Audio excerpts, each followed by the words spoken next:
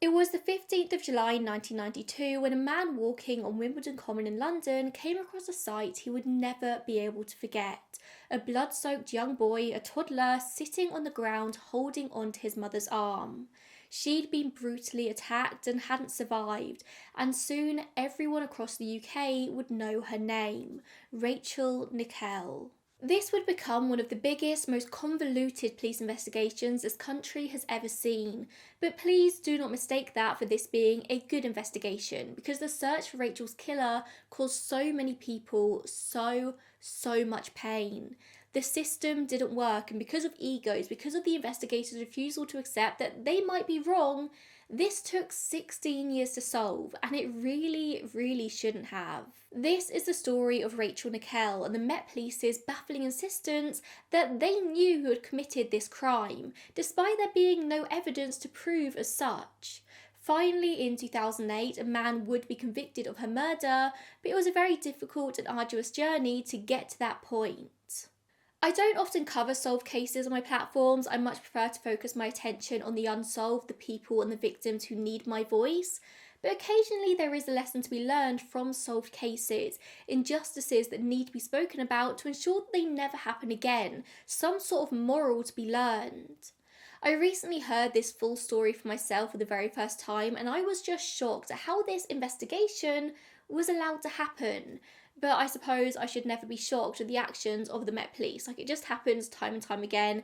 They never fail to amaze me. So, Rachel Jane Nickell was born on the 23rd of November 1968 to Andrew and Monica Nickell. She grew up in Essex, not far from Colchester, and she was proven from a young age to be a really talented dancer, or just an all-round talented performer, singing and acting too.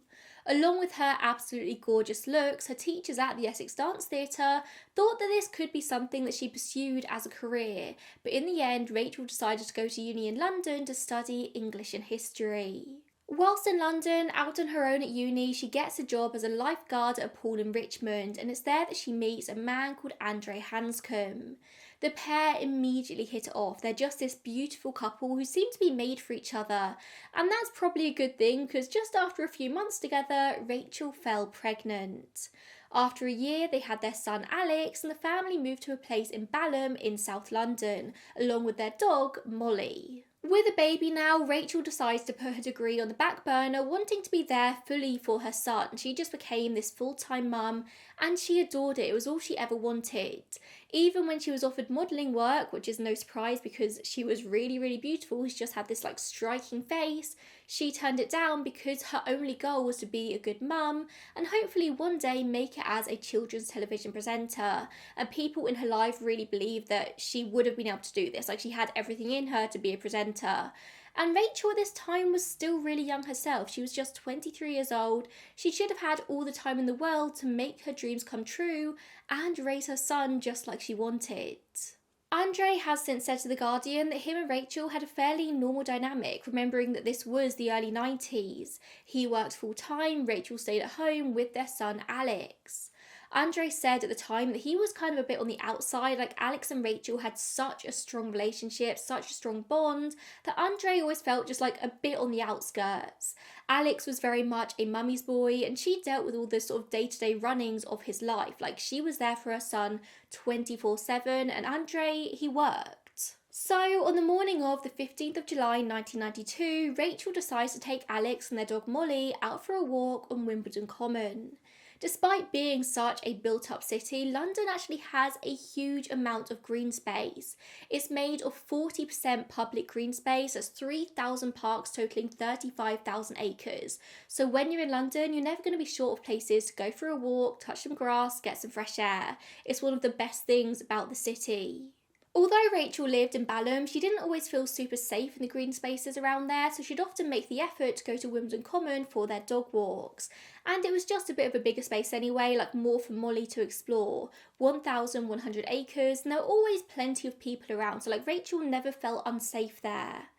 And that morning walk started like any other. There were no big warning signs, nothing that would have made Rachel think that something bad was about to happen.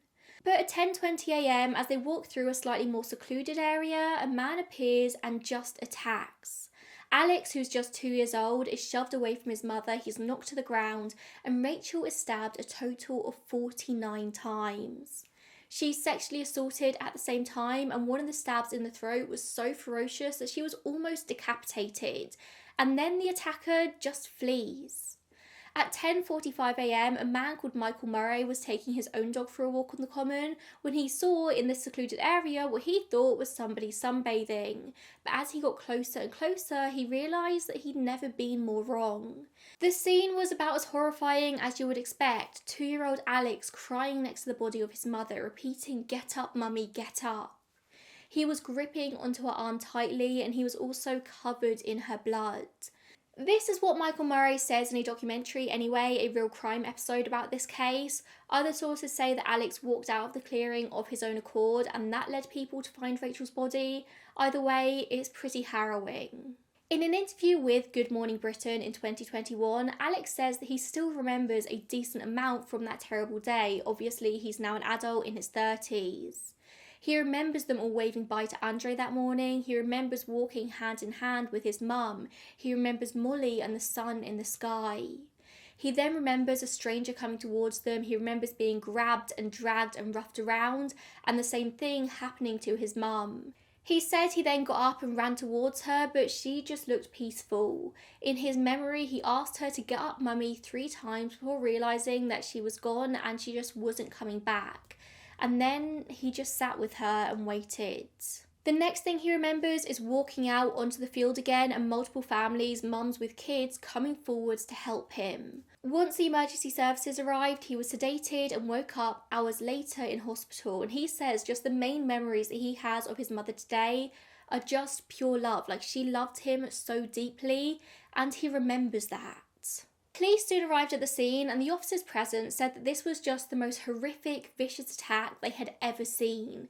It was like something out of a horror movie, and the investigation was immediately in full force to find her killer. Because if somebody could do something like this in broad daylight, even with a witness in the form of Alex, there was no doubt they would strike again. But the question was, how soon? Were they going to strike again that very day, or a week later, or in a month's time? They didn't know. They just knew they had to find him, and quick. Andre was quickly informed of Rachel's murder, and he rushed to attend his son's bedside in hospital. And luckily, Alex was entirely physically unharmed, but you couldn't say the same mentally.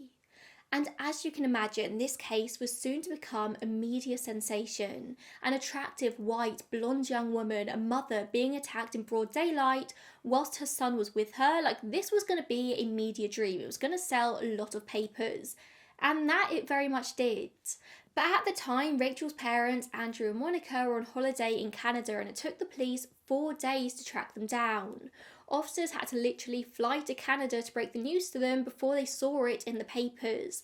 And thank God they managed to reach them in time. Like, this was 1992, so social media wasn't a thing. News didn't travel quite as quickly, but they would have found out in Canada eventually if the police hadn't gone to all this effort.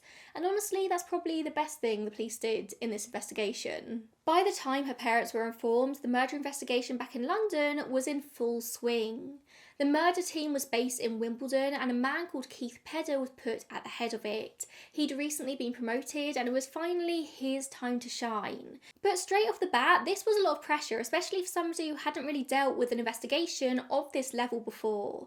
And as we know, the media were following their every single move, and they knew the likelihood was that this murderer was going to attack again. Like, they were on a time crunch. They had to find him, or at least find somebody, at least, apparently.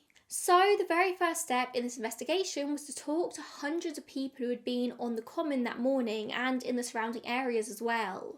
They had to find somebody who had sighted a man walking away from the common covered in blood, because surely this guy was going to be covered in blood, right? Like, he stabbed her 49 times. He was going to be soaked head to toe. He wasn't going to be able to walk down the street without being seen by someone. But somehow, impossibly, he had. Not a single person reported seeing a blood-soaked man walking around Wimbledon. In fact, nobody reported seeing anyone suspicious at all. So the only witness they had was little 2-year-old Alex, who was, in fairness, about to turn 3, I think, in a month's time, but still, he was 2 years old. How much could they rely on the memory of a very traumatised 2-year-old boy? Alex was taken to a child psychiatrist who was to help him relive the murder of his mother. The police had to know at least a vague description of this man to know what direction to begin looking in. Apparently Alex was playing with toys as the psychiatrist was asking him what he could remember, but this was clearly traumatising for him. He just kept playing louder and louder in an attempt to block out their voice. On another occasion, he was drawing his mother and then started stabbing the drawing with a pen faster and faster. Clearly he was having a really hard time with this, but didn't really have the language, the skills to vocalise what he was feeling. Like, it feels cruel, doesn't it, to put him in front of a psychiatrist and get this information out of him? But they needed to find this guy. In the end, they did manage to get a vague description out of Alex. He described the attacker as a white man with short dark hair. He was wearing a white shirt, blue trousers and dark shoes, and he was also carrying a black bag. And it was this black bag that he pulled the knife out of before he started attacking. It was something, but it wasn't much to go on. It was all very generic. And there was nothing to be found at the scene either. Like, forensics were very much a thing in 1992 and DNA evidence could be used to convict a suspect, but somehow there wasn't so much as a single hair that was found. There were no fingerprints, no semen or bodily fluids. There was just nothing to go off of. Was this killer incredibly methodical or just incredibly lucky? Or were the investigators just not very good? It would later be noted that when adhesive tape samples were taken from parts of Rachel's body, which is literally where tape is stuck to parts of the skin, pulled off and like skin cells and DNA come off, they expected to find some male DNA that didn't belong to Andre or Alex. And they just didn't. But they also didn't find any of Rachel's DNA either. Like, this should have been covered in her DNA and skin cells, and it wasn't, but nobody ever picked up on this. The testing at the time hadn't been done correctly, and no one realised. That is very much a Chekhov's gun that will come back into play later in the episode, so remember that. So, with no witnesses, no forensics, could the autopsy maybe provide more information? It was revealed that Rachel was stabbed a total of 49 times and she had major injuries to her neck. From the angle of the injuries, it was believed that the perpetrator was likely either standing to the side of her or even behind her, meaning that the blood spray likely wouldn't have hit the perpetrator. So whilst they may have had a little bit of blood on them, they wouldn't have been covered head to toe as investigators first suspected. They quite easily could have walked away undetected. And this definitely helped form an idea of the crime, but overall it wasn't that helpful. They'd been wasting their time and energy looking for a blood-soaked man who likely didn't exist. With nothing to go on, police had to look at every single person in Rachel's life as a potential suspect. They also had the public put forward nearly 600 suspects. They looked at every sex offender in the area, or so they said, and just nothing was of any help. They officially questioned 32 men and even came up with a master plan to catch the murderer in action. It's quite common that sometimes perpetrators will return to the scene of the crime. Not always, but it does happen more often than you'd think. And so detectives set up a trap in the clearing where Rachel was attacked. They set up surveillance cameras in a tree with sensors linking to an alarm if somebody had gone in this area. The ground was then also soaked with a special chemical that would silently mark somebody's shoe. So if they caught somebody who then denied being there, their shoes would undeniably show the evidence and the person wouldn't know. I think they knew going in that this was probably a last-ditch attempt, it probably wasn't going to work, but the plan was quite quickly foiled by teenagers who would go into this clearing probably just to drink and do teenager things, and it just wasn't going to work. And pretty soon the press also caught on, they published it in the papers, and the whole plan was ruined, so they didn't catch anyone. Nothing, no leads, no person panned out, and they were beginning to get desperate. The eyes of the UK were on the Met Police, London's police, and they needed to get this case solved. They needed to get the assailant off the street, or just get anyone off the street apparently and say, it was this guy, we got him, it's all good. So with nowhere else to go, they turned to a forensic scientist called Paul Britton, who visited the crime scene, took a look over the case, and came up with a psychological profile of the man that they were looking for. Britton said that this was a killer who likely lived within walking distance of the Common, who just wandered home after the attack. He would have been between 20 and 30 years old, single and quite isolated, either living alone in a flat or bedsit or still living with parents.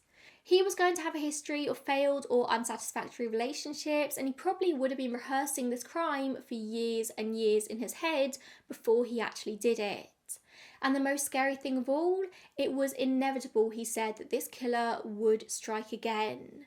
And this is when they started to hone in on a man called Colin Stagg, who lived on Roehampton Estate, which was within walking distance of the common, where he would often walk his dog in the mornings. Investigators came to the name of Colin Stagg after many public appeals, including on BBC's Crime Watch. A woman, a potential witness at the scene, had described seeing a man behaving suspiciously minutes before the murder. He was following a woman, and so she helped the police create a composite sketch of this man, which did kind of also match Alex's description as well. But at the end of the day, this composite sketch was just your standard white guy. There's nothing particularly notable about his face, he was just a man. On Crime Watch, he was described as 5'10" with short brown hair, carrying a small dark bag. The only thing noticeable about this man was the fact that he seemed to be wearing a belt over his shirt instead of on his trousers. So they thought this might have been some kind of dog walking belt where you attach the lead so you sort of have your hands free and you can still walk the dog. You generally see a lot of runners wearing these with their dogs, but this guy was in a shirt and trousers, so he wasn't exactly out for a run. It was very weird. 800 tips were called in after this Crime Watch appeal, and several of them named Colin Stagg.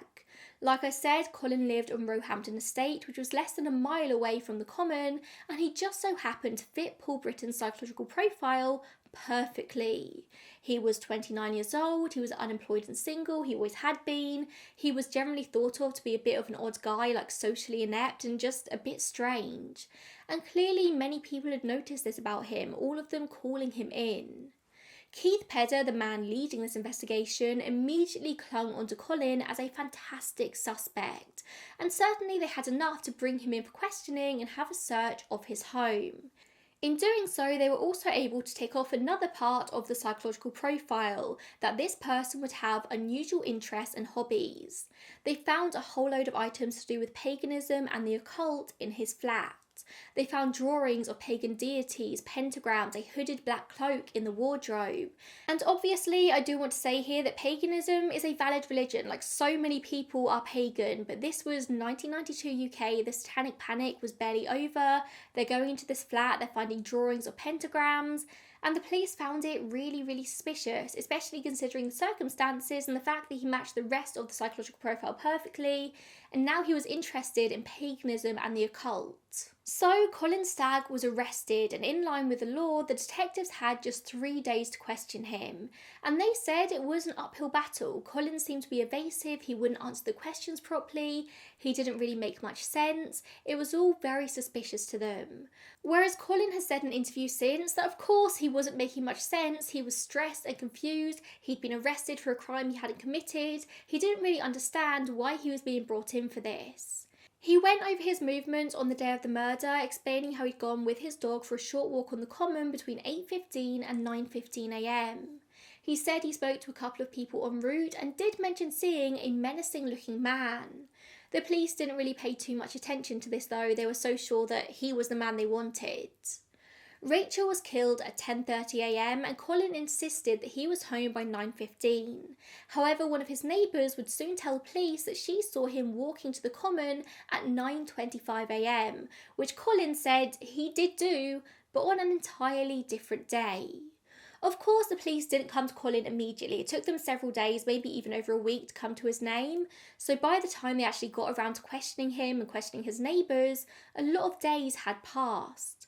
But this was just more proof for the police that they'd found their man. He matched the psychological profile, and a neighbour maybe saw him leaving the house at 9:25 a.m, and that meant that he was lying about when he took his dog for a walk. All they needed was a witness to identify him, and that would be the metaphorical nail in his coffin as a suspect. But no one actually witnessed the murder itself, nor did anyone see a blood-stained man leaving the common. One woman at the Common that morning, a woman called Jane, did say that she saw a man acting suspiciously around 10:10 a.m. She said he refused to make eye contact with her, he looked lost, he was acting strange enough that she made a mental note of him, but she just continued with her day as normal, taking her kids to a nearby pond. But a few minutes later, she spotted this guy again and said she was immediately concerned because it looked like he was following a woman. It's not clear to me whether or not this woman was Rachel, it's not really specified, but I do think reading between the lines that it might have been her. Apparently this guy disappears and a few minutes later he appears again, walking back in the opposite direction. She would later describe him as a tall man, about 5'10" at least. Of course, Jane was called in to identify this perpetrator in an identity parade, and she soon picks Colin Stagg out of a lineup. Despite him being nowhere near 5'10", Colin was a relatively short man. And with that, Colin Stagg becomes not only the police's #1 suspect, but also their only suspect. No matter how much Colin protested his innocence, they wouldn't listen to him, which, hey, I do kind of get. All criminals protest their innocence, it doesn't really mean much. But Colin did admit to one thing. He admitted to nude sunbathing on the Common, which they managed to match to a woman's previous reports of a flasher, and they charged him with public indecency, just as a little starter, like they wanted to get him for something, so they got him for this. So he was a weird guy without a doubt, a bit of an oddball, and they also discovered that his brother had been jailed for the rape of a 19-year-old girl, which just intensified their suspicions. But could they actually get anything solid on Colin? On the 21st September 1992, he's sent to court on the indecent exposure charge, where he's fined £220. He comes out of court all cocky, kind of loving all the paparazzi and media attention outside, because of course the papers are picked up on all of this, and Colin puts 2 middle fingers up at the waiting cameras. It was a very stupid move. It just kind of gave everyone ammunition against him, because they were like, look, he thinks he's gotten away with it, he's making light of this horrible, horrible situation. But I really don't think Colin quite understood the gravity of the situation, of what was going on. I don't think he realised at this point that they were trying to get him for murder. So whilst Colin Stagg was officially #1 suspect, the police didn't actually have anything on him. Like literally nothing at all, apart from being picked out of a lineup. So they do a super deep dive into his past. They find out everything there is to know about this guy. And it comes out that a couple of years earlier, a woman had put up an ad in a local Lonely Hearts column. This woman wrote, overweight, lonely, shy white woman, not very attractive, age 33, separated, waiting for divorce, looking for a white guy, 28 to 38, who like myself is understanding, caring, loving and honest. My heart just breaks for this poor woman, whoever she was. That is so sad, like not very attractive, like that breaks my heart. And who replied to this heartbreaking Lonely Hearts ad? Colin, of course. He took his chance and sent her a graphic sexual fantasy letter. Listen, I'm not saying he wasn't a creep, like he clearly was a bit creepy, but they didn't have anything on him for murder. As you would be, Julie was completely freaked out by this letter, and she did not partake in a back and forth with him. She just ignored it. And when she saw the name Colin Stagg coming up in relation to the Rachel Nickell murder, she came forward to the police and was like, hey, look at this. So when Detective Keith Pedder heard this story, he came up with a genius idea. Let's honeytrap Colin. Let's get him to admit to his crimes in a letter, because they don't have anything else on him right now. He's clearly a very lonely guy who's not opposed to writing about graphic sexual fantasies and sending them to women. If he thinks a woman might be interested in him, might he admit to things that he might not otherwise admit to, especially if that woman also has a darker side. Like, they were going to honeytrap him. They wanted him to admit to his crime in a letter to a woman who maybe thought that murder was sexy. Literally, that was their thought process. They knew this whole thing was a risky idea, but like almost self-admittedly, they had literally nothing else on this guy. And this plan would either confirm that their hunch about him was right, or would eliminate him as a suspect. It was no harm, no foul. How anyone thought this was going to be a good idea, I have no clue. Apparently it was approved by the higher-ups, but like, this is the Met. They have a long and complex history of very bad decisions. This became known as Operation Edel, and the first thing they had to do was hire somebody for the role of the woman in this scenario, turning to a policewoman from the Met Police Special Operations Group. She'd done plenty of undercover work before, she was attractive, she should be able to play this role very well. She took on the alias of Lizzie James, and still to this day her true identity has never been made public. We don't know her real name. I can only imagine there's some sort of injunction in place that has always prevented the media from actually identifying her. So throughout the rest of this video, we will just be calling her Lizzie James, but that was not her real name, she was a fake character. They thought that Lizzie would be required for anywhere from 2 weeks to 4 months. In the end, Operation Edel went on for near enough a whole year. Edel begins in January 1993 when Colin Stagg receives a letter in the post from said Lizzie James. Unbeknownst to Colin, this letter had actually been written by Keith Pedder, but in the letter, Lizzie talks about how she's a friend of Julie, the woman from the Lonely Hearts column. She writes about how Julie is a little bit old-fashioned in her views and she'd been scared by Colin's letter. But when she shared it with Lizzie, Lizzie was intrigued. She wasn't put off by his sexual fantasy and she was very interested in getting to know Colin further. And Colin, who was lonely and had admittedly never had any sexual contact with any woman at 29 years old, jumped at the chance to write back to her. Over the next 11 months, the pair would exchange 43 letters back and forth, letters that got increasingly sexual, increasingly concerning.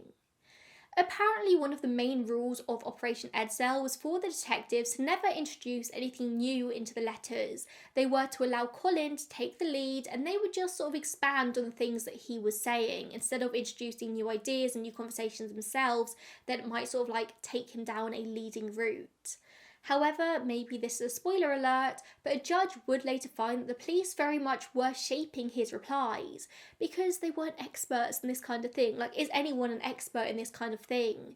Simply by even sending him a letter, by introducing these ideas in the first place, they were shaping his replies. By sending him this letter, they were already trapping him. There was nothing he could do apart from ignore it. And of course he wasn't going to ignore it because he was lonely and here was a woman writing to him. Lizzie James, it would turn out, had some very interesting kinks. All of these wild sexual fantasies that she told Colin she wanted them to act out together, each letter getting progressively more messed up. And hey, I'm not one to kink shame, but we're not talking about simple kink here, but you'll see. We'll keep going, you will see. By March 1993, the investigative team were clearly not happy with Colin's lack of admission in the letters. There wasn't really much he was saying that was of any help in the Rachel Nickell investigation. So Lizzie writes Colin asking him to stop showing restraint in his letters, saying he just wasn't opening up to her enough. At one point he wrote about a fantasy he had of them hooking up in the garden, but Lizzie wanted more. And hooking up in a garden, that is very, very tame in terms of sexual fantasies that he could have been writing about. So Lizzie pushes him. She wants it to get darker, to be more dangerous. And yet the police thought they weren't pushing anything. It's quite laughable really, isn't it? Lizzie told Colin that she wanted somebody dominant, she wanted to be humiliated, and he wasn't giving her what she wanted. Colin was a lonely guy. Even though he was clearly a bit intimidated by this woman, he didn't want the contact to stop. So on the 18th of March, he replies to her saying that now he finally understands what she wants. So he's written something in response. Far from being a cold-blooded psychopath though, he begins with a preface, saying that in it he's going to call her a few dirty names, but he doesn't want her to think that that's truly what he believes. He literally writes in this letter that he doesn't want her to think that he's a violent man. Yeah, not exactly the fighting words of a killer. After a few months of writing back and forth, Colin starts pushing for an actual in-person date with Lizzie because there were clearly some feelings there, he thought this was for real. They'd been speaking on the phone for a while by this point and the police agree that it is time that they finally met in person. The murder team prepped Lizzie, saying that all she needs to do was get him to admit to Rachel Nickell's murder. There were going to be plenty of undercover officers in the immediate vicinity in case anything went wrong, and the date was going to be in Hyde Park, this large open space, lots of people around, and they were really prepping for him to be a very dangerous guy who might hurt her. But it was so clear at this point that Colin simply wasn't matching the psychological profile. But the police weren't about to give up. Like, they were so sure they had their man, despite it being so clear that he wasn't dangerous, he was just lonely. So, after months of back and forth letters, they finally meet in Hyde Park. Colin arrived early and waited underneath a big tree and just watched until he eventually saw a woman matching Lizzie's description and he approached her. It was her, it was all good. The day they chose to meet was actually Colin's 30th birthday, and so Lizzie presented him with a couple of birthday presents, a personal stereo and a baseball cap. This was intentional because the idea was that he was going to wear the baseball cap and it was going to make him stand out in the crowd so the officers could follow him more easily. Lizzie suggested that they go out somewhere to eat, and Colin wasn't really sure because he was very self-conscious about eating. And actually, at 30 years old, he'd never even been to a restaurant before. This is the kind of sheltered person that we're dealing with here, a 29, 30-year-old with no life experience. But does that make him a murderer? Colin was willing to do anything to impress Lizzie, it seemed, including facing his fears and going out to eat, so he did it. But just how far would he go to impress her? Would he confess to murder? When they were at dinner, Lizzie started to talk, sharing her very dark past with Colin. She spoke about how she'd been abused as a teenager by an occult group, how she'd been forced to join in on the murder of a woman and a young baby, and how she'd cut one of their throats. Then apparently all the people involved in this all had group sex, and she told him it was the best sex she'd ever had.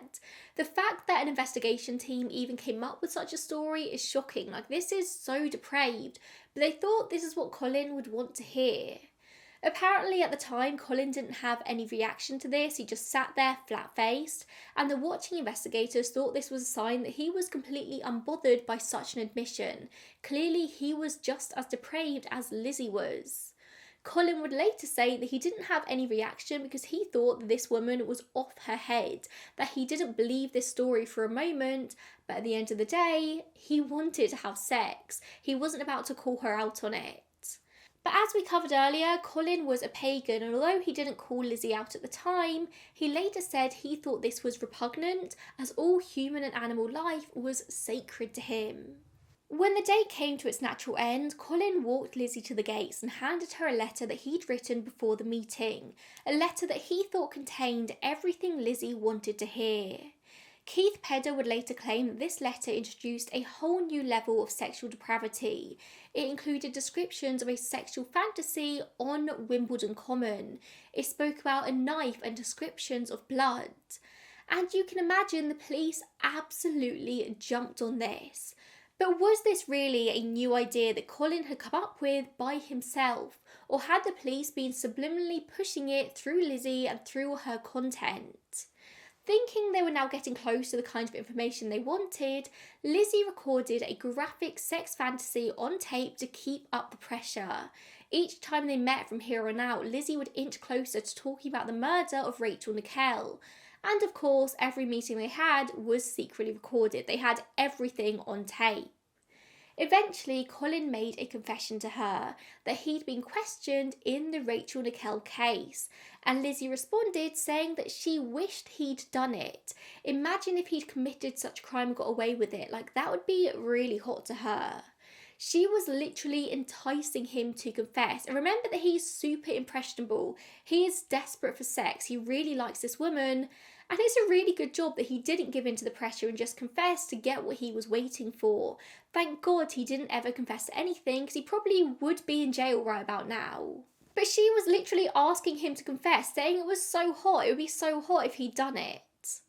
And then in July 1993, one whole year after Rachel's murder, Colin was approached by the Daily Star for an interview in which he said he didn't do it. The investigators apparently realised only at this point that even if Colin did do it, he was never going to confess to Lizzie James. Maybe he just filed this away in his brain and refused to reopen it. It would be risky for him to confess to anyone. If he didn't confess to the Daily Star, apparently he was never going to confess to Lizzie, which I don't really get the logic behind that, but that's what they thought. But they were still so sure that this was their man, so Lizzie made one last push. In realising that he'd been questioned, she asked him for details, and Colin had been shown a photo of Rachel's body, it seems.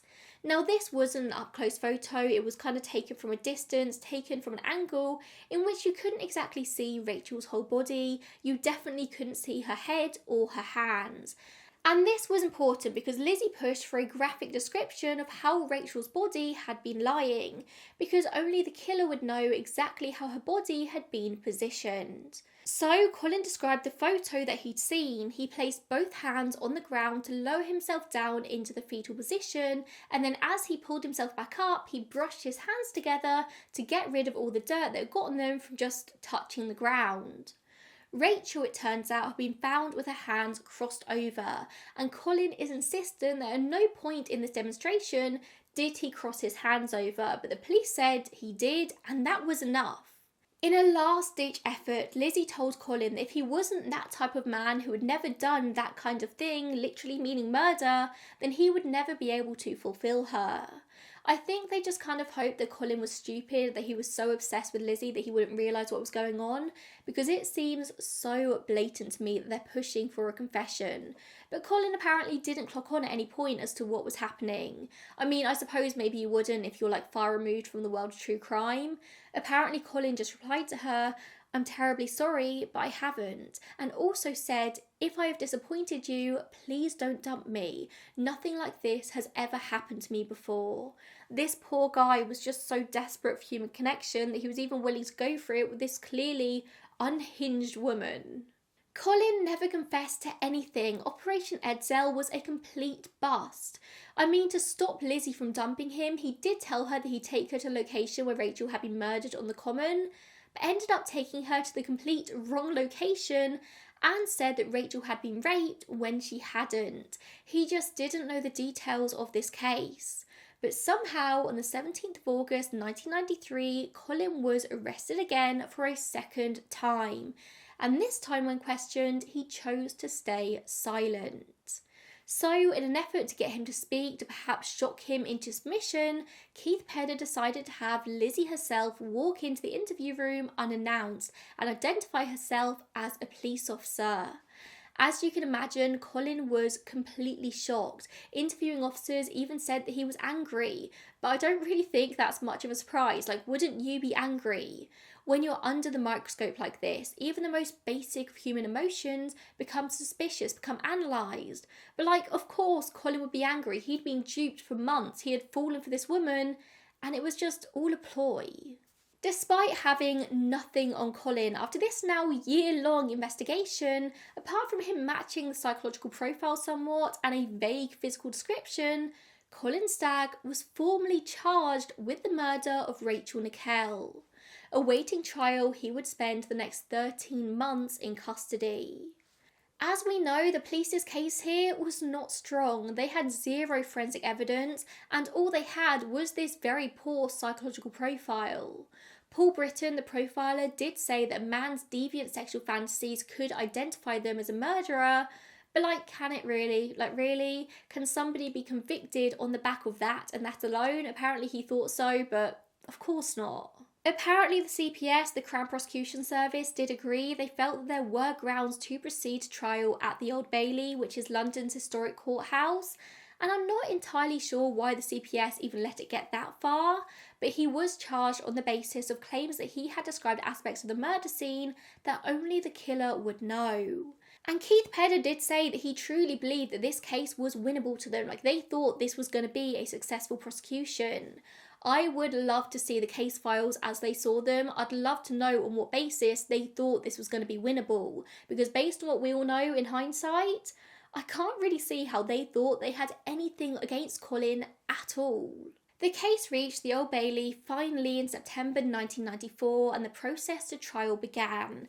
But even before a jury could be sworn in, the defence started to make their argument that all of the Lizzie James evidence should be thrown out. And I'm sure the reasons here are obvious, but they believed the operation was deceptive, that underhanded techniques had been used in an attempt to get Colin to confess.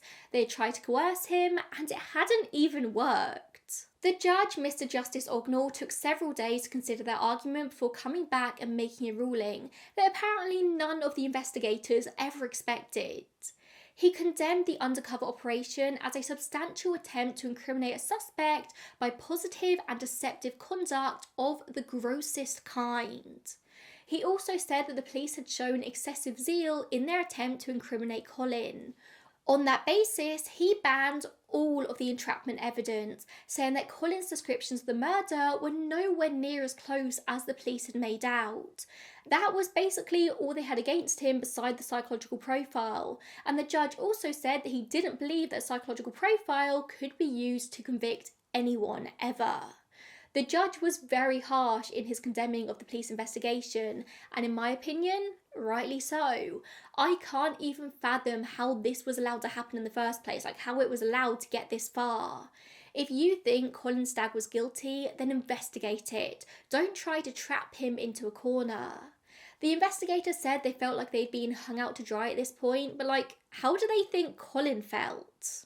So Colin Stagg walked out of the Old Bailey that day as a free man after 13 months in custody. He was finally free to continue about his life, but of course it wasn't going to be that simple. Although legally the police had no evidence against him, plenty of people still thought he'd done it. They thought he just got off thanks to a loophole. Rachel's parents said that they were devastated by this outcome, that the law had been upheld, but they didn't feel like there had been any kind of justice that had taken place. They just wanted answers for their daughter. They wanted to know that whoever had killed her was going to be locked away, that he was off the streets, and they trusted the investigators implicitly. They thought the investigators were doing the right thing, but now they didn't really know what to believe. Meanwhile, the police, Keith Pedder, saying that the case was still going to be kept open, but that they wouldn't be looking for anyone else, reading between the lines to say that they believed they already had their man, why waste resources and carry on looking. Keith told ITV for their Real Crime documentary on this case in 2001, Colin Stagg has been through a version of justice, albeit truncated, and he has been found not guilty. But I wonder whether he can actually say, hand on heart, that he believes people will meet him in the street and believe that. I do not believe the system served anybody that particular day. Ultimately, his career was destroyed by this case. He became somewhat of a pariah. He was blamed for the failure, for the embarrassment of Operation Edel. Exactly how much blame should be put at his feet, I don't really know, but he was the one heading this investigation. He said it was all approved by higher ups in the Met, by Crown prosecution lawyers at the highest level, but it all fell back on him. Somebody had to be blamed for this failure, and it ended up being Pedder. He ended up taking an early retirement from the police on the grounds of ill health, and he did later face corruption charges, but the case was thrown out in a pre-trial hearing because of insufficient evidence. So with Colin Stagg now being set free, that was it. There was no more active investigation into Rachel Nickell's murder. There was no one looking for who had actually killed her, for a few years at least. Colin Stagg obviously sued the police for damages of £1 million. He lodged a complaint against Paul Britton with the Psychological Society for the so-called psychological profile. In January 2007, after the actual killer was apprehended, the Home Office did confirm that he was going to receive compensation for wrongful prosecution, and he got £706,000 in total, which honestly, I'm not sure that's enough for just over a year in custody, but it's what he got, over 10 years after the fact. Lizzie James, again not her real name, took an early retirement from the police force in 1998, 4 years after the failed court case. I'm unsure if Operation Edel had much to do with that, but she did actually sue the Met Police for damages thanks to this whole ordeal. And in 2001, the case was settled outside of court for £125,000. Apparently, she sustained serious psychiatric injury from this whole situation, and I don't know if it was from the ordeal as a whole or just the story she was made to tell Colin. But in my personal opinion, I don't think she was coerced into this. She would have agreed to take a part in this. She was a willing participant and her identity was never even released to the public. So I'm not entirely sure why she got so much compensation. And this was hugely controversial at the time. People were really unhappy with her getting not only a payout, but one of such a significant amount. Especially considering that little Alex, Rachel's son, who had witnessed this entire thing, had only been granted £22,000 from the Criminal Injuries Compensation Authority.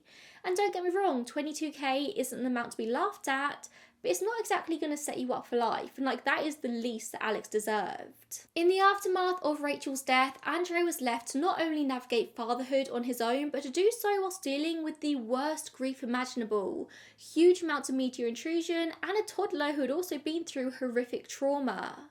He told Lorraine in a 2021 interview that in the end it was routine that pulled him through, that the days were okay but the nights were awful. He said in those times Rachel was always his reference point. He was always asking himself, like, what would Rachel have wanted? And because he knew her so well, because they had such a deep connection, he was able to lean on that for a really long time. But just 5 months after Rachel's death, Andre decided that the best thing for his family, for himself, Alex, and their dog Molly, was to leave the country. The press had started following Alex, a literal 3-year-old, to nursery. The police wired their house in case Alex revealed detail about the murder. Alex had to attend grueling child psychology sessions in which he had to relive everything over and over again. Which I get to an extent, I really do. The investigators had to find out what he knew. But he was a toddler, like it shouldn't have been his responsibility to solve this case. So Andre decided it was in Alex's best interest just to leave England. At first they moved to the south of France, living in a remote area near Montpellier, and then 3 years later they moved to Spain and settled in the Catalan countryside. No one over there in France or Spain knew about Rachel, no one knew about their past. Alex was able to grow up with a normal childhood and they could just move on without the trauma and the media hanging over them. Honestly, I think that's the best decision he ever could have made for his son. Nowadays, Alex lives in Barcelona and he does talk to the press on occasion. In 2021, there was a Channel 4 drama called Deceit, all about this case, or more so about Operation Edel, and this obviously brought forward a lot of renewed media attention into Rachel's case. Alex and Andre did do multiple interviews around this time. They even came back to London and visited Wimbledon Common for the first time since the murder. And Andre said that he sees a lot of Rachel in their son every day. He said, her sharpness of intelligence, her wicked sense of fun, and her movements too. Rachel was tall and elegant, a dancer. Alex has that same elegance. You see it in his gestures, his eyes, his presence. You can just tell that he loved Rachel and his son so much. Like, he did everything. He uprooted his entire life to make Alex's life easier, channeling Rachel in every parenting decision. Like, it makes me emotional to even think about it. Like, the things that parents will do for their kids. And Alex went through so much. He was so young. I personally haven't watched Deceit, the Channel 4 drama about this. It is based on this story, but obviously parts of it would have been fictionalised or exaggerated, and I didn't want watching the series to affect my understanding of this case. So if anybody's seen Deceit, can you tell me, is it worth a watch? Does it match up with what I've shared today? Like, should I watch it? But let's get back to the case, as it was now unravelling. Colin Stagg had been set free. The police have said they're not going to be doing any reinvestigating to find the actual perpetrator. And Rachel's case just went quiet, but with each year that passed, there was more and more public pressure to actually get some answers. This was a case that really touched the hearts of the public, like people really wanted to see justice for Rachel and for Alex. So in the late 1990s, Rachel's case was taken another look at under a new police investigation called Operation Enigma. This was a look at a number of cases across the UK that were the unsolved murders of more than 200 sex workers and vulnerable women across Britain since 1989. Now obviously Rachel Nickell didn't come under either of those categories, but her name came up in this investigation anyway. It was a big case, a big name. Her name was kind of always linked to different cases, different killers across the UK. Operation Enigma was really interesting. It was a known fact that the police across the UK were pretty ineffective at solving the murders of sex workers. They just didn't really care to even try and solve them. Detectives would openly mock them, they didn't have any sympathy, the sex workers were blamed for their own deaths, the media just didn't care. But when in December 1993, a 20-year-old woman called Sam O'Paul was murdered, and then within 6 months 4 other sex workers were also killed, the Leicestershire Constabulary detectives asked for an investigation across all police forces. Even just a very cursive look into this made people realise that there was an institutionalised problem. They looked back at murders of women dating all the way back to 1986, and Operation Enigma was born. The operation was run by the National Crime Faculty in Hampshire and ended up becoming the first step towards a database for violent crime. It has a huge impact on police investigations even today. In the end, a man called Alan Kite, also known as the Midlands Ripper, was apprehended for these crimes, or at least some of the crimes, but he couldn't be pinned down for Rachel Nickell's murder, and they tried to make connections, they just didn't exist. If you'd like a full episode about Operation Enigma and the crimes of Alan Kite, just let me know, because even just doing a cursory look for this was super interesting, so I'd be very intrigued to delve into it more. But in terms of connections to Rachel's case, it was just another dead end. In 2002, on the 10th anniversary of Rachel's death, Scotland Yard decided to take another fresh look at the case. They put together a cold case review team, they reanalysed statements from witnesses, they took another look at potential suspects who had been dismissed, and also took a look at other crimes that could potentially be linked, committed by the same person. But most importantly, at this point in 2002, they started to utilise forensic and DNA techniques that had only recently really become available. In 2002, the Forensic Alliance team became involved in this case, looking at all angles: chemistry aspects, hair and textiles fibres, and DNA analysis. A super detailed essay of this case is available on the Forensic Access website, which is just like gold dust in a case like this, went really deep into all of the forensic angle. And they say in this essay that the first thing they did was take a look at all the clothing from the scene, from both Rachel and Alex. Like, this was a brand new, fresh start, taking a look at everything with completely fresh eyes, kind of forensic investigation.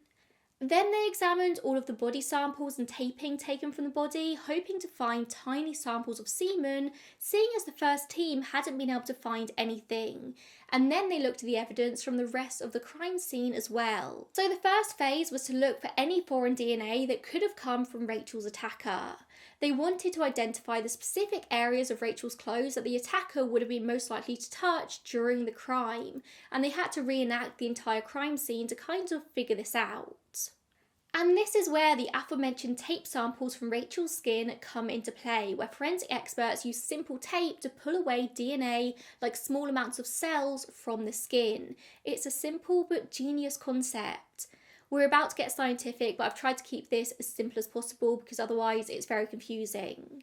Before, when testing these tapings, they'd use a DNA profiling test called low copy number, or LCN, which basically works by amplifying relevant parts in small amounts of DNA until you have enough to analyse.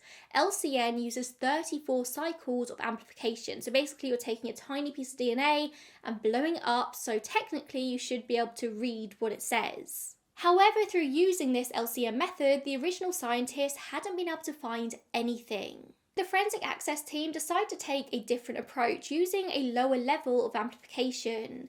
They used the standard 28 cycle test on tapings taken from Rachel's intimate areas, and this gave a different outcome where LCN hadn't shown anything. Apparently, the 34 cycles of amplification was just too much. It over-amplified, leading to an excess of DNA and no discernible result. But with this 28 cycle method, they found a mixed DNA profile on this tape, most of which did seem to belong to Rachel, but there were some minor components from a male. They decided to dig into this tiny amount of male DNA more, and they went back to the original tapings and resampled them, but they were never able to quite get enough of the male DNA to find out where it had come from. But they knew it was there and they were going to get it. So they tweaked literally their entire process. They cleaned up and concentrated the sample extracts. They tried to eliminate as much external material as possible. They tried to get rid of all salt and impurities. They changed settings on their machines to make them as accurate as possible for what they were trying to do. And me summing this up in 2 sentences, like, it sounds like a simple process, but in reality it took 2 years. But in the end, they were able to successfully get enough of the male DNA to search in the UK's National DNA Database. But by this point in the process, a man called Roy Green, who was kind of heading up this whole forensic search, had already noted some similarities between the MO of Rachel's killer and a man called Robert Napper.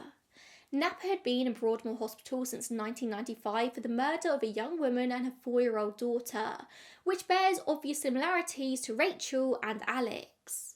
Broadmoor is a high-security psychiatric hospital here in the UK in Berkshire. Lots of people think it's a prison because it certainly looks like one from the outside, but they are a hospital. They treat people with the most severe forms of mental illness and personality disorders. People like Ronnie Cray, Peter Sutcliffe, Charles Branson, Robert Maudsley have all spent time in Broadmoor. Like, that's the kind of level of psychiatric illness that we're dealing with.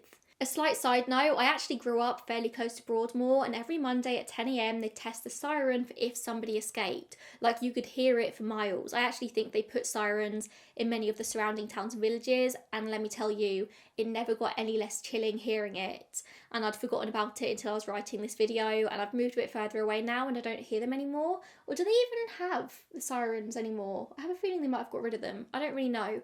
None of which is really relevant to the case, but the Broadmoor siren is not something you ever wanted to hear outside of 10 AM on a Monday. Like, honestly, it was a kind of thing like in this area. If you hear the Broadmoor siren, you get yourself inside and you lock the doors. And that is where this man, Robert Napa, was locked away. So by this point, his name was already on the forensic experts' radar, weirdly enough, when it had never been on the radar of the police.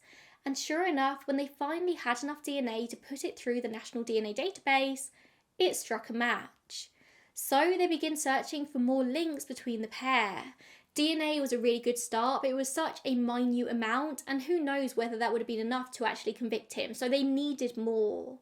After the whole kerfuffle with Colin Stagg, after all the mess-ups that had already happened in this case, these scientists knew that they had to have something like foolproof.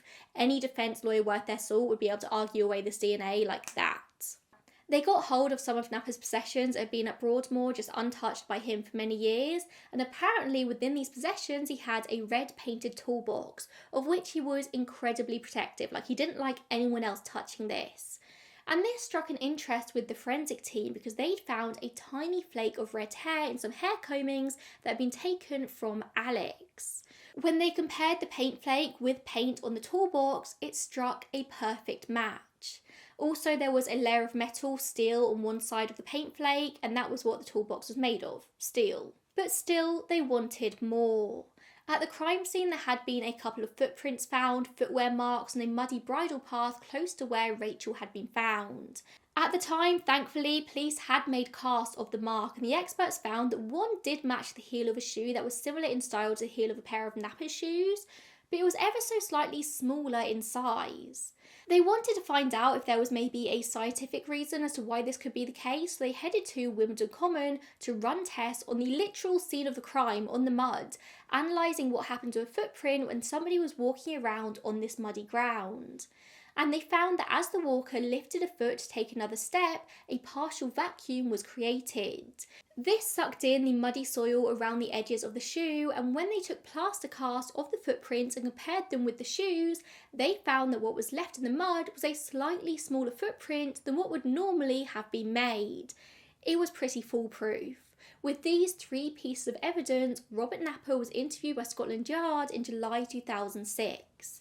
As I said, he was already in Broadmoor by this point for other crimes. He was 40 years old and had been diagnosed as having paranoid schizophrenia and Asperger's syndrome, which I know isn't considered to be a legitimate diagnosis nowadays. I know people are trying to move away from that name, but this was the early 2000s. That was his diagnosis at the time. Don't get mad with me. It would turn out that in November 1993, the year after Rachel Nickell died, Napa had killed 27-year-old Samantha Bissett and her 4-year-old daughter Jasmine in Plumstead, southeast London. He had forced his way into their home and stabbed Samantha in the head and chest before sexually assaulting her. He mutilated her body and removed parts as some sort of sick trophy. He then assaulted and smothered Jasmine, leaving her on her bed surrounded by her toys. It would be Samantha's partner Conrad who discovered the bodies the very next day. I think he lived there, or at least stayed there a lot, but he'd stayed at his dad's house on the night in question and would later tell the BBC that he wondered if Napa might have been watching for a while and decided to strike when he knew that Conrad was out. And it would turn out that is likely exactly what happened. Conrad said that when he first walked into the home, he saw blood on the carpet, but he just kind of assumed that Jasmine had knocked some paint over, so he went into the kitchen to find something to clean it up with. Then he saw Sam's clothes all over the floor and assumed there had been a burglary.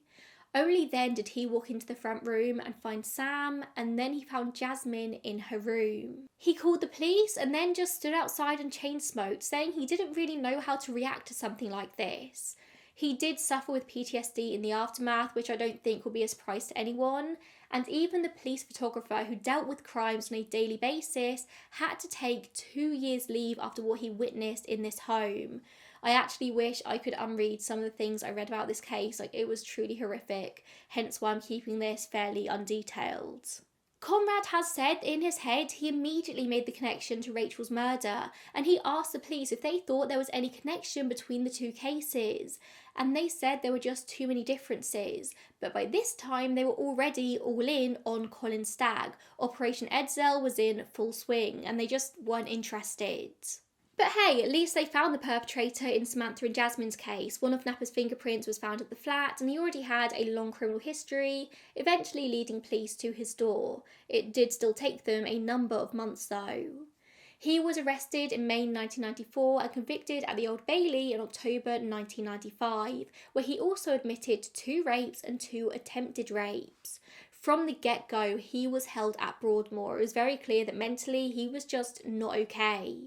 He was questioned in Rachel's case a couple of times. Apparently in the August of 1992, after the EFIT picture was issued, he was spoken to, but by the October he was eliminated because they thought he was the wrong height.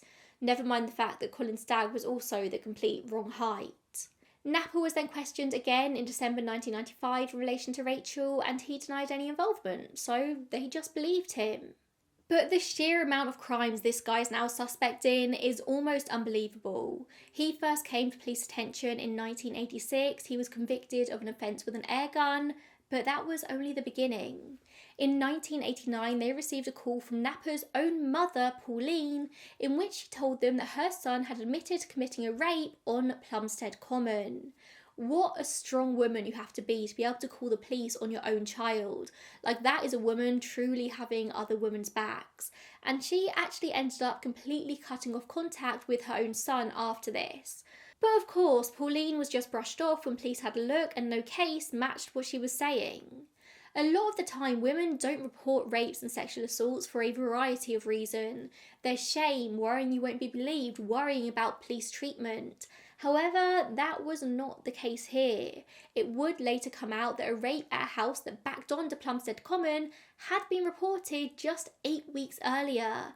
Again, another attack that happened in front of children. It's suspected that Napper chose mothers with children and committed the crimes in front of them because it made the women more vulnerable. They were more likely to put themselves in harm's way to protect the kids. It's just a mother's love.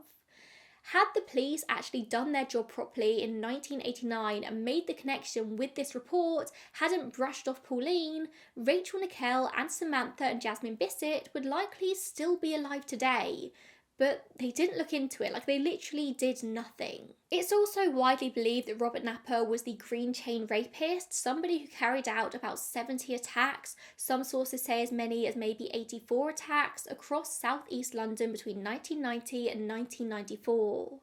They were named after the Green Chain Walk, a load of pathways which kind of link southeast London, where a huge amount of the attacks took place. The sexual assaults that took place were to varying degrees. One of the worst was in May 1992, when he tied a ligature around the head of a 22-year-old woman as she was pushing her 2-year-old in a buggy alone near King John's Walk near Mottingham. He repeatedly beat her, stripped her and raped her while she begged for her life. And eventually he just got up and ran away, leaving her alive but traumatised. I truly hope this poor woman was able to get the help she needed after this and has been able to live a beautiful, fulfilling life, because I just can't even imagine going through that and surviving and just having to put one foot in front of the other. Like, it's horrific. After this point, one of Napper's neighbours did come forward, linking him to an EFIT that had been released of the Green Chain Rapist, and he was asked to come in and give a blood sample for comparison twice. and when he just never turned up, the police didn't bother to chase, they didn't follow up, despite somebody else also coming forward in this time and giving his name. He was just allowed to go on about his life. 3 days later, he was dismissed as a suspect because he was deemed too tall. He was over 6 foot tall and the rapist was thought to be much shorter. But Napper was known to walk with a quite significant stoop, which they would have known if they ever actually tried to investigate him, like at all. Days after being dismissed as a suspect, he was arrested for possession of a firearm and ammunition without a certificate. When officers searched his bedsit, they found that he had a gun, 244 rounds of ammunition, 2 knives, a crossbow, and 6 crossbow bolts. They also found pocket diaries, hand-drawn maps of London, a London A to Z map, and notes written on the borders of newspapers. Notes like restraining somebody with cling film on the legs.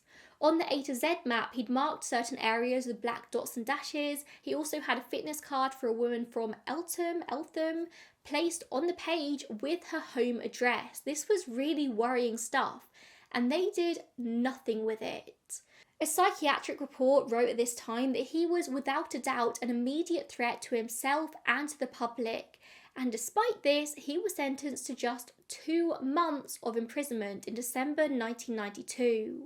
In April 1993, after he'd been released, officers then found his fingerprints on a tin buried in Winds Common, one of the Green Chain rape sites, and this tin contained a handgun, but for some reason, they didn't pursue it any further. They just let it go. He wasn't even questioned.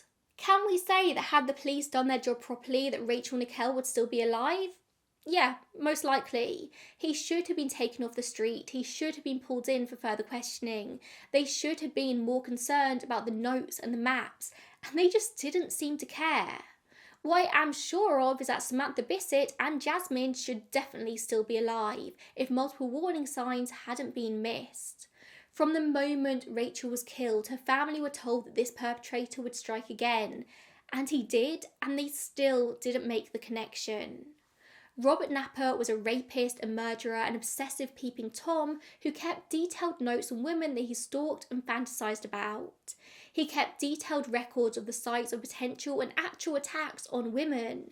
He was through and through a danger to women, which a judge at the Old Bailey during the Rachel Nickell trial agreed with, saying, "You are on any view a very dangerous man." On the 18th of December 2008, Robert Napper was convicted of the manslaughter of Rachel Nickell on the grounds of diminished responsibility. Thanks to his paranoid schizophrenia diagnosis, he couldn't be held fully criminally liable for his actions as his mental functions were diminished. Seeing as he was already in Broadmoor at the time of the trial, he was just kind of sent back there, and that's where he remains to this very day. His sentence is indefinite detention. It's not looking likely that he would ever be released, but hey, never say never. He is 58 years old today. Although Napper is highly suspected in many other crimes, he will only confess to those that he has been forensically connected to. So unless there's forensic evidence, he's probably not going to ever be linked to a whole lot of crimes. He was not a careful killer. He didn't go to great lengths to ensure that he wasn't caught. He was a danger to society who should have been taken off the streets many, many years before he was. And the family of Rachel Nickell should have seen justice many years before they did. This did not have to be such a long and drawn out process. The links were there and they should have been made, instead of all the resources just going in on one man. And sure, if they thought Colin Stagg was suspicious and they were correct to look into him, they should have investigated that through to a natural end, alongside looking at every other possibility, at every other possible suspect. When Napper was convicted, Colin did receive a public apology from the Met Police, which I think was probably deserved, but I also think Rachel's family deserved an apology as well, because they had to live through all of this. This case should have been solved long before it was. A private apology was made to Andre in 2008 by the Assistant Commissioner, but no public apology has ever been made. In a series of complaints, Andre said that the Metropolitan Police could have done more to prevent Rachel's death. So, in 2009, the whole inquiry was investigated by the Independent Police Complaints Commission after Scotland Yard acknowledged the serious failings here. By June 2010, it was concluded that a catalogue of bad decisions and errors made by the Metropolitan Police led to missed opportunities to take Robert Napper off the streets before he killed Rachel Nickell and the Bissets, and before numerous women suffered violent sexual attacks at his hands. None of these victims ever needed to die. They should have survived had the police done their job correctly. The Met Police accepted the criticism in a statement admitting that more could and should have been done, but no police officer was to face any disciplinary action because they had all since retired and one had even died. And that's it. That's where the case ends. Or at least ends for the general public, for the police, because for Rachel's family and loved ones, they continue to live with a hole in their lives every day. A hole which is probably only more painful knowing that it could have been prevented. I never really know how to end an episode like this. Like, everything about this case was just failing after failing after failing. There were so many people hurt by this, by the Met Police. Once again, who would have thought the Met Police doing a bad job at investigating serious cases? Unheard of. I like to think some serious institutional changes have been made, but each year they just continue to prove me wrong. Like, it just never gets any better. I think this might be one of the longest episodes I'm ever going to upload, so if you've got this far, if you've watched all the way to the end, then thank you so much for tuning in today, and I will see you in the next one. Bye guys.